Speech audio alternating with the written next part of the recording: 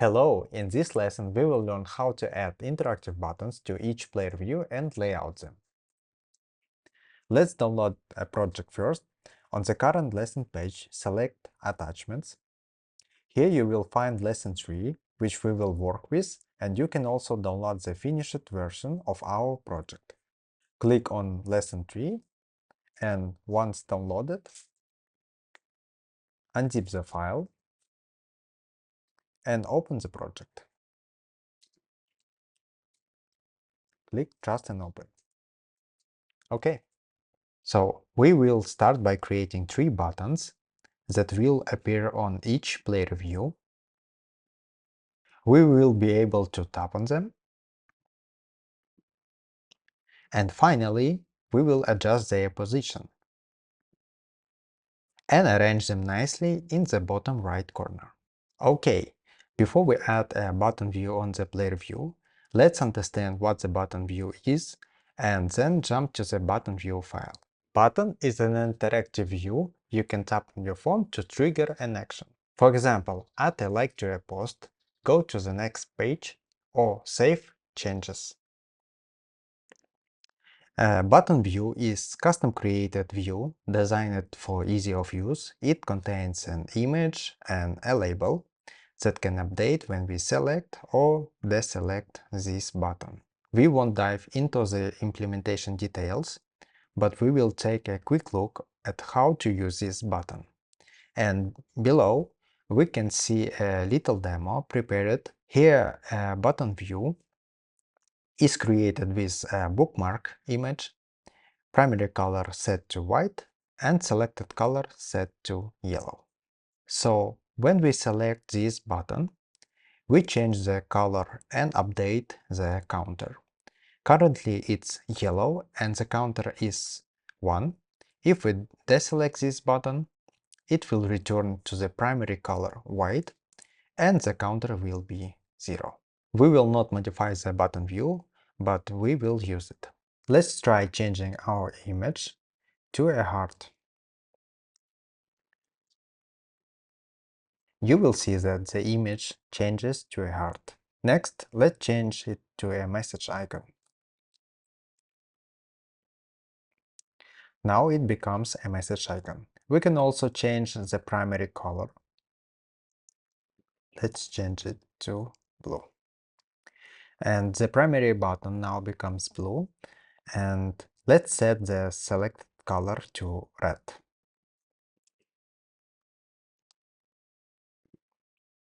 Okay, so when we select this button, it becomes red and our counter will be updated. Let's return to our content view. So jump into content view file and under player view, create a button view with the following parameters. Choose this button view. And for image, type dot, choose art, set primary color to white, and selected color set to red one. You can see in the preview that the button view has appeared. Let's check if this button works. When we select the button, it should change its color to red and increase the counter by 1. If we deselect this button, the color should revert to white and the counter should reset to 0. If we want to add more buttons to the view, let's create one more button view. Type button view, select this button view with the following parameters. Select an image for the bookmark, set the primary color to white, set the selected color to yellow. So you can see that our bookmark button is overlapping the image button. So to see it more clearly, let's change the primary color of bookmark to blue. And this happens because both buttons are added to the same Z stack, and as you know, Z stack places views on top of each other. And to fix this, we can use an H stack, and place the button views inside it. So create the H tag and place these buttons inside H tag like this. And sometimes Xcode misalign our code, and to fix this we can use shortcut combination Ctrl-I. This will arrange the views horizontally. And if you want to display them vertically instead, simply change HStack to VStack to place the views vertically. So let's create one more button view. Create button view with these parameters. And we will choose a message icon. The primary color will be white. The selected color will be blue. Let's revert for this bookmark primary color to white also. Alright, now that all necessary button views are in place, we can start adjusting their positions. First, let's make the VStack visible by setting its background to red. After the closing brace of the VStack, type dot and set background to red. Type dot in the round braces and type red. This will help us to see the size and layout of the VStack. We can then add padding to the VStack to adjust the position of the button views. For example, add padding top, padding, type top, type comma, with 200 points. We'll create space above inside the VStack, pushing the button views lower. Similarly, adding leading padding, leading, comma, 200 points. We'll create space on the left side and shift our button views to the right. Instead of relying on fixed values for padding, which can be limited and may not adapt well to different screen sizes, we can use spacers. Spacers automatically adjust the space between elements, making your layout more responsive and flexible without the need to guess or manually calculate exact padding values.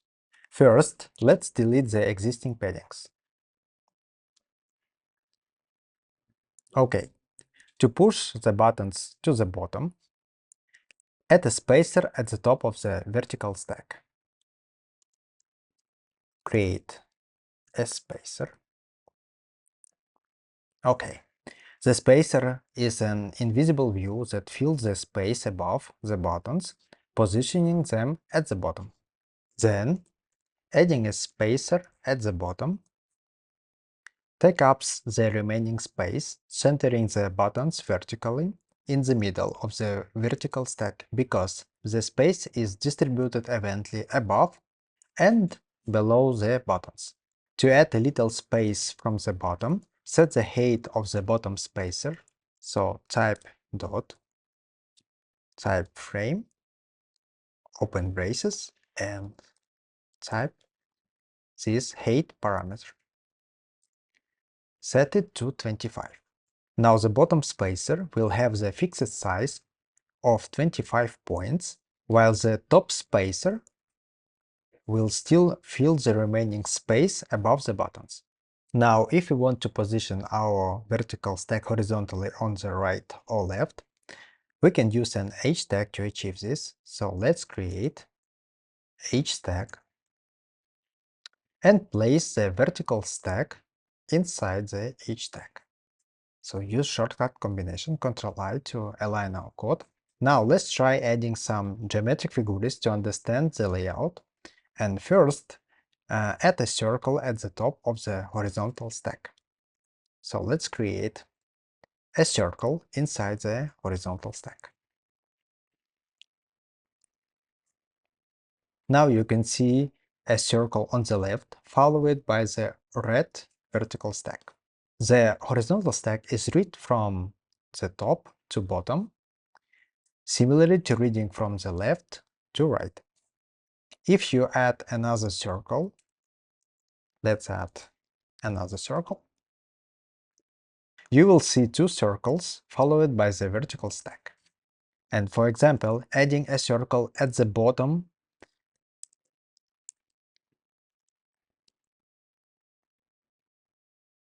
will show two circles, then vertical stack, and then the bottom circle. Okay, let's delete the circles and use spacer instead, as we did before in the vertical stack. So delete these circles and this bottom circle.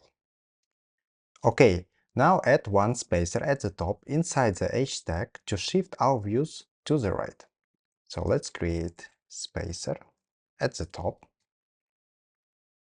And now our views are shifted to the right.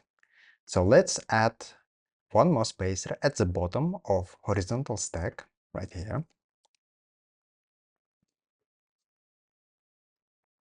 And the space is distributed evenly from the right side and the left side. And to create a little space from the right edge, and since this is a horizontal stack, the spacer should have a width parameter. So let's type frame, choose width parameter, and set it to 25. With the buttons now in the correct position, let's remove the background and check out the final result. So let's delete this background red. And okay, our buttons are set and positioned correctly. And notice how the videos scroll like pages on TikTok, allowing you to easily interact with the buttons. And it looks great. We have successfully implemented a scroll view with an array of player views and added interactive elements. Our project is complete and we are glad you joined us on this journey and gave it your best effort. Feel free to show this project to your friends. Looking forward to continuing with you in the upcoming lessons.